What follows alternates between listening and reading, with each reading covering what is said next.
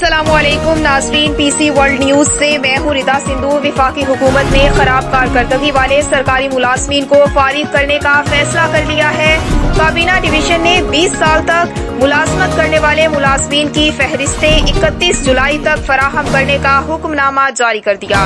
हमारे नुमाइंदे खुसूसी पाकिस्तान गुलाम दस्तगीर की रिपोर्ट के मुताबिक ग्रेड 1 ता 19 के मुलाजमीन की कारकर्दगी की बुनियाद पर रिपोर्ट दी जाए। रिपोर्ट की बुनियाद पर खराब कारकर्दगी वाले मुलाजमीन को मुलाजमत से निकालने का फैसला किया जाएगा।